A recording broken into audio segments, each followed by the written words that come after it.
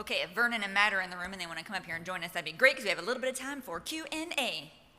By the way, if that's the first time you've heard concepts that he just covered today, I could understand why you might be like, not even like relating to it really yet, but I can tell you that was all super powerful stuff. What were some nuggets you guys got? David. Laying out the plan. I agree. The one you said 120 days? Yeah. By the way, the piggyback thing, Josh does that. And I'm actually always shocked at how many people place a second order within 30 days because of the piggyback thing. So if you don't know that for sure, start using that. What else? What other nuggets? Play the game for decades, not days. Love it. Anything else? There was so much. Did anybody else hear what Tony said? I can't hear you. I'm trying. Don't justify your results, and then whatever came after that was also a great nugget. Love it. He said you let yourself and your peers down. Gotcha. Let yourself and your peers down. Thank you. I know. I wish. That's why we have mics. So Coco, raise your hand. Coco's in the back of the room. Colleen Dolan, a.k.a. Coco. She's going to be the mic runner. So if you have a question for one of these three guys, raise your hand. She's going to come and give you a mic so that I don't have to be like, I can't hear you. And feel free to tell us your name. Hello. David Young, Gainesville, Florida. I have a question for Luke. First, I have a question for Matt, actually. Do you have the customer, I want to walk around, think about it, scripted? The response for that? I have a couple different scripts for it. One of the ones is I got from Seth and Bert, which is just kind of clarifying. You can always step up the podium if you want, if that's easier. Let's try that. There's a couple different scripts for it. Bert and Seth have a really good one that just kind of clarifying with them, you know, what the objection actually is, what they're looking at, scale 1 to 10, how they feel about it. But yeah, for me, it's really just that what I taught on stage is just kind of calling them out and just asking better questions. A lot of time handling objections for me now is just calling them out on the situation, stepping back, giving them some space to talk about it, and asking a better question to redirect the process. So. And then this next question is for not Josh, sorry, Luke. It's for Luke. Your 120 days, is that all Vast Action?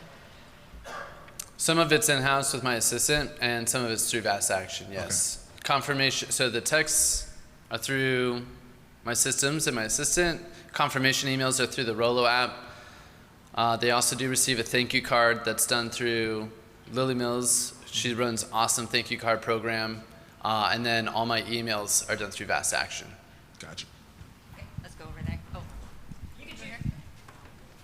After his question, go grab her over there. All right, so my question's for Vernon. My name's Brandon Phillips.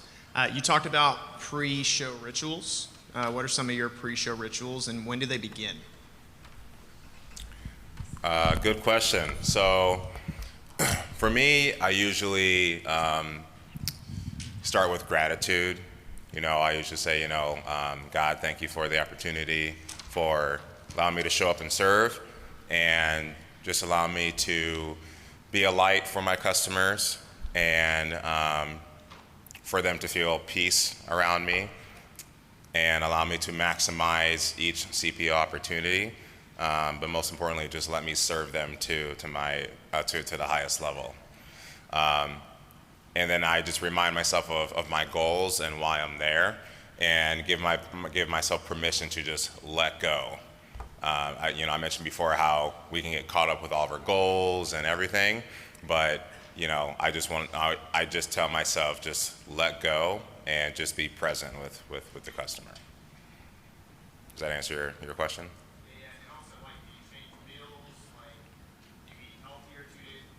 McDonald's all day.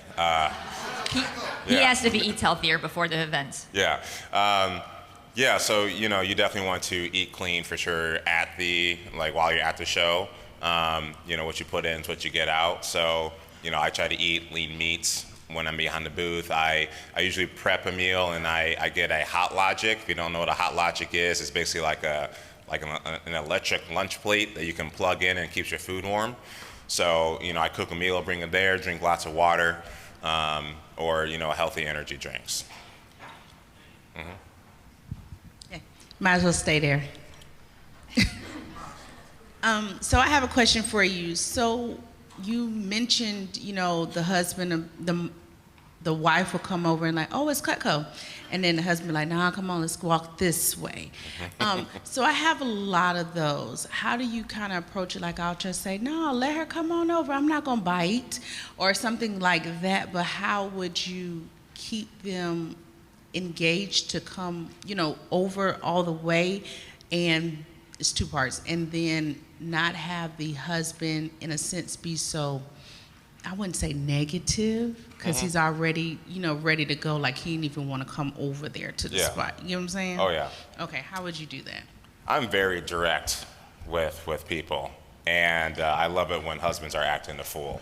I call them out all the time. So, one, with your first question, like, if say in this case the husband's like, no, let's keep it moving. If they're like, already gone, then really nothing you can do about that. But I usually will ask a question regarding service. Like, oh, you have Cutco, do you need them sharpened? I do free sharpenings. And they're like, oh, actually, yeah. I'm like, okay, well, let me give you information on that, right? So I bring them over, so it's not like, oh, let me show you this. This is like, approach with service. And then when I'm, doing my thing, and if the husband's kind of like standoffish kind of thing, then I will hand them a piece, and I'll just be direct, and I'll just say, it seems like she's the cook at home, and you could care less about knives, right? Totally get it. Now, is she a great cook? Okay.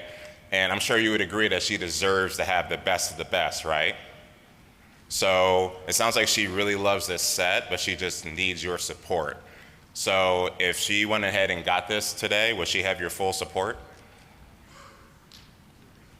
Thank you. Sorry, I'll just tackle on that too. If I find out that husband like hunts or fishes or anything like that, it's game over. Because I'm like, okay, so let me get this straight. How many guns do you have? Okay, 5. All right. And on average, how many do those guns cost? Okay, cool. And how often do you go? You go like every day, right? Oh, like a couple times a year. Okay, got it. Okay. And you have to like keep, and your ammunition just like lasts forever, right? Oh, it doesn't? Okay. And does your wife ever give you grief whenever you go on your hunting trips? No. Okay. So if your wife lets you go hunting and do this hobby that you don't have to do, but you enjoy, why wouldn't you let her get a quality set of knives to cook all your healthy foods while you're out playing with the boys?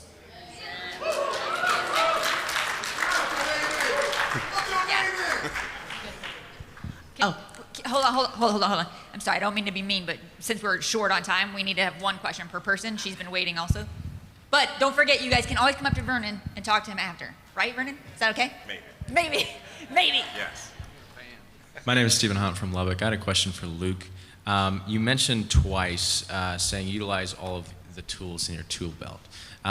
What would you say is the process to identify those tools that we have, and then how would you go about implementing it?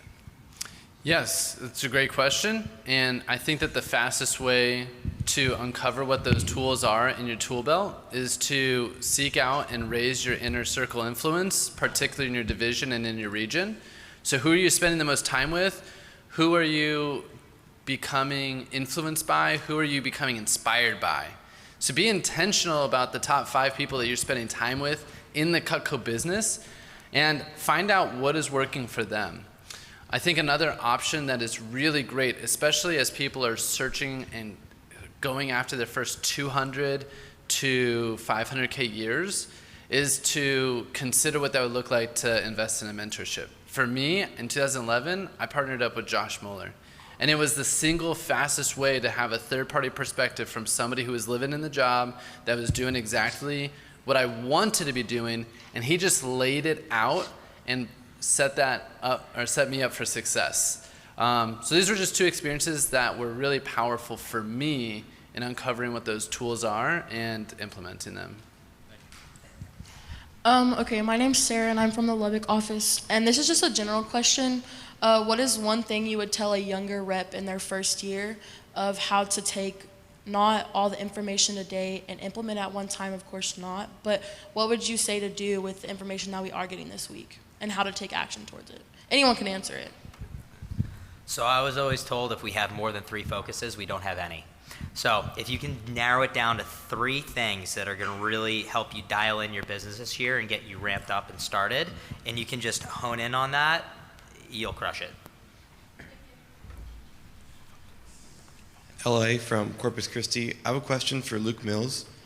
I just want to say that what he said about mentoring, Luke and Josh in 2021 took me from 165 to 330 in 1 year, so definitely do mentoring. Sheesh. But Did I do that right? I'm curious. When it comes to the CRM and the customers, I feel like I have such good interactions with my customers where I'm like every single customer,